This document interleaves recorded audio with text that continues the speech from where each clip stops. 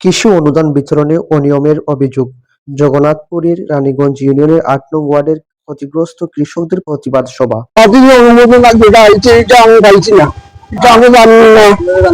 একটা কৃষি অনুদান দেওয়া হয়েছে। এই কৃষি অনুদান যারা প্রকৃত কৃষক যারা ক্ষতিগ্রস্ত হয়েছে এরার লাগে। তখন দেখা যায় বহিরাগত মানুষ এই অনুদানটা পার দিছে, আমরা তো পাইছি না। আমরা যে ক্ষতিগ্রস্ত যেগুলো হয়েছে আমরা এগুলা পাইছি না। একজন কৃষক, আমি 30-35 কাজ জমিন করি। আমার জমিন 25 কাজের মতো পানির তলে গেছে। 10 কাজ জমিন তুলছিলাম, আর সরকার থেকে যে অভিযান আইছে আমরা মেম্বারের কাছে গেছিলাম, মেম্বারে কোনো আমরা সহযোগিতা করছে না। কৃষকদের যে একটা অনুদান আছে আমরা এটা পাইছি না। সরকার থেকে যে অনুদান আইছে এই অনুদান গুলো আমরা পাই নাই, পারছি না। আবার কিছু নাই। এই যে অবদান দেওয়া হয়েছে সবাই দিছে, যারা ক্ষেত করছে না তারাও দিছে, কিন্তু আমরা জানি না। আমরা এগুলা পাওয়ার অধিকার আছে, কিন্তু আমরা পাইছি না। কিছু পানি চলে মানে হুঁচি সরকার থেকে বরাদ্দ আইছে, বরাদ্দ তো কোনটা পাইলাম না। করেছিলাম 3 কাজ আছে, বাদ বাকি ভালো নিছি। মেম্বারে কোনো বরাদ্দ দিছে না আমাদের। আসসালামু আলাইকুম দর্শক, বাংলা টু লন্ডন টিভির পর্দায় সবাইকে স্বাগতম। তুফাইল হুসাইনের তথ্যচিত্রে বিস্তারিত দেখুন ডেস্ক রিপোর্টে।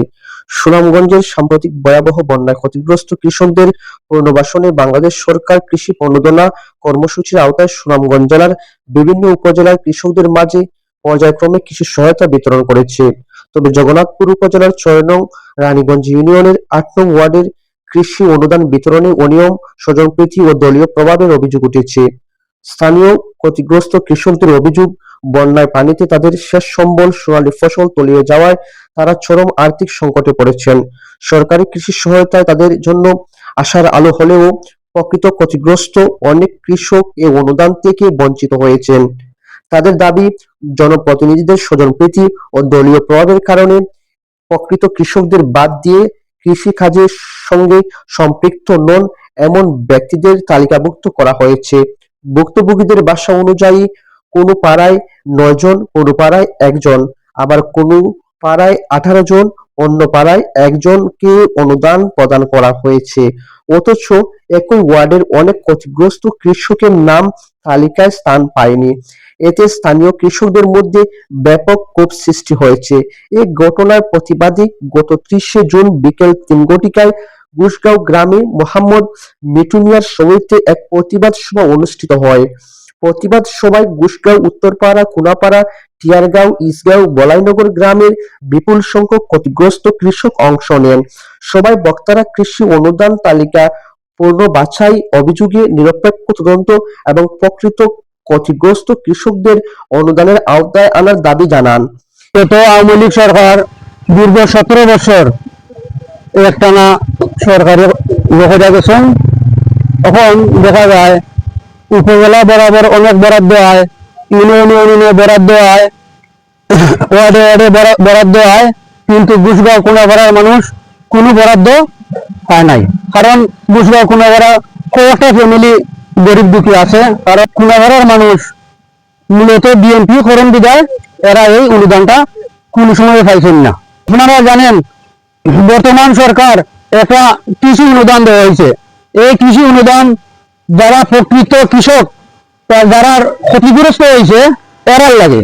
তখন দেখা যায় বহিরাগত মানুষ এই অনুদানটা পার। এরা পাইছেন, এরা একটা তালিকা আমাদের আছে, ইউনিয়ন থেকে সংগ্রহ করা হয়েছে। এই তালিকাটা আপনারা আজকে আমি দেখাইনি। আপনারা দেখবা টিয়ারগাঁওর তালিকা, টিয়ারগাঁওর তালিকার মাঝে আছে 18টা নাম।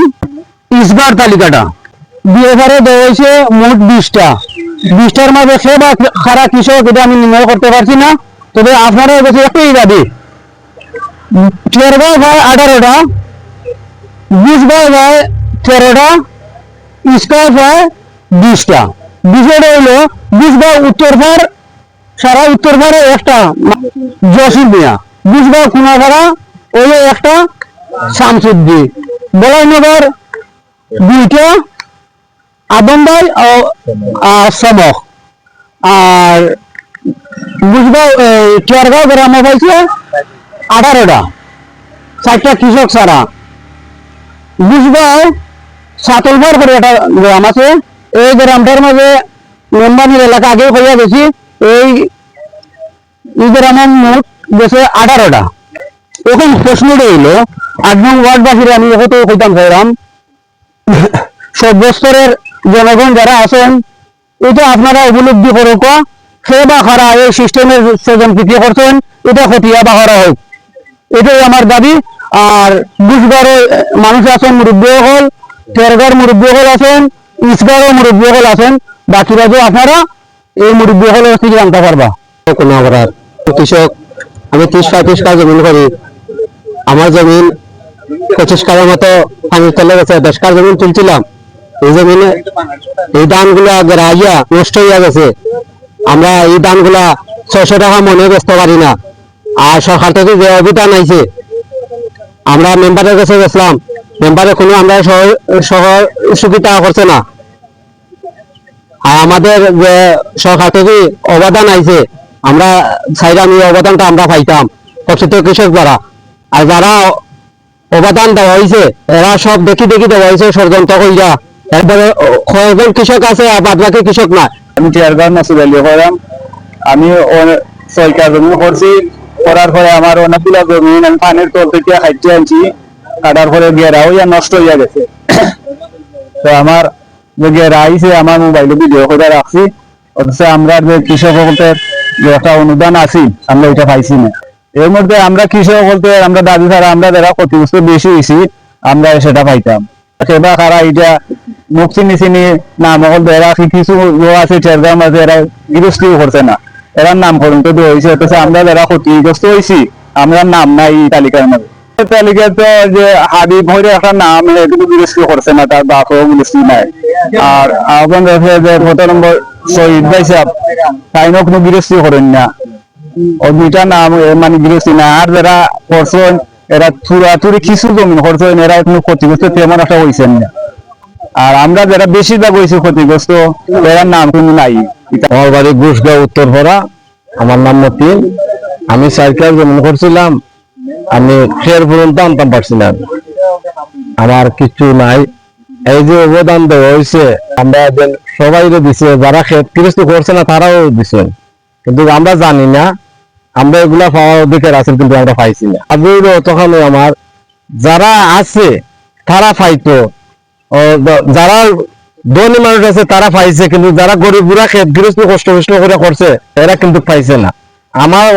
আমার দাবি হইলো যে আমরা যে ক্ষতিগ্রস্ত হয়েছে সরকারের টাইম, আমরা চাই যে আমরা কিছু মানে সাহায্য কিংবা আমরা ক্ষতি হয়েছে যে ক্ষতি কিছু অপূরণ চাই।